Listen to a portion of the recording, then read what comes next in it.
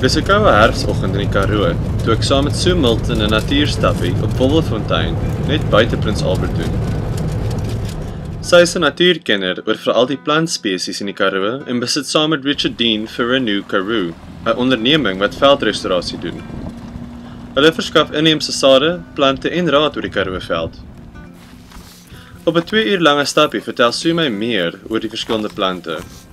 Die een het 'n korrige naam. There's a plant called lammerlat, which means a little stick for beating lambs or chivying them along, with shepherding. And it's a bit poisonous, so the insects that feed on it, then they have poisonous skins, and they derive that poison from the milk in the bush. And so birds can't eat these animals. Van die plante het ook medisinale waardes. Used for insect bites, itchy bites, and small burns. It's got a jelly-like liquid, almost like aloe vera gel. You can rub it on your skin. It's sort of slimy, but soothing. As jy ooit gewonder het waar Karoo-lam sy naam vandaan kry, dan hoef jy nie verder te soek as die plant, die skaapbossie, soos Sue vertel nie. Or Anka Karoo, Pensian Kana. This is the plant that gives Karoo lamb its special taste. So have a smell of it. It's very reminiscent. Die Khoisan het ook van die plante gebruik om velle mee skoon te maak. This one here is called ash bush, and the reason is that it was used by the Khoi for cleaning skins. They would collect it, dry it, burn it into ash, and then rub the ash into the skins to clean it. And later on, the colonial settlers did the same thing, but they also used it in soap making, like caustic soda mixed with sheep fat. They'd use this ash. It's called gar. En vir die van julle wat steeds dink 'n kaktus is inheems, dink weer. It looks a bit like a cactus, but I suppose you know that South Africa has no cactuses that are indigenous. They all come from the USA and they're all indringers.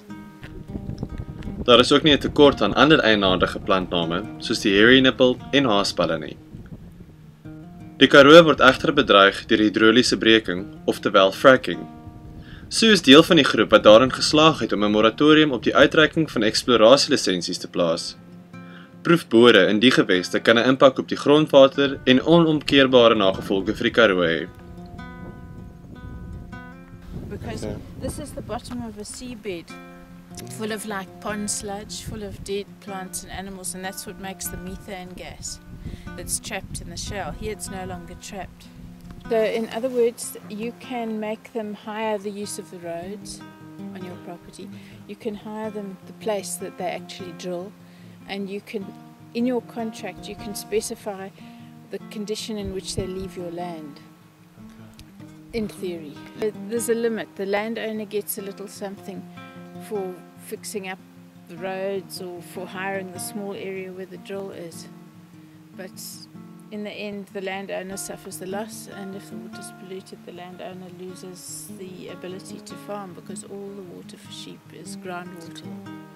Die Karoo is nie net ou familieplase, skape en windpompe nie. Die veld is 'n skatkis van plante en diere. As jy geleentheid kry, gaan op so 'n stappie of lees sommer op jou eie 'n bietjie daaroor. Jy sal met nuwe oë na die Karoo kyk.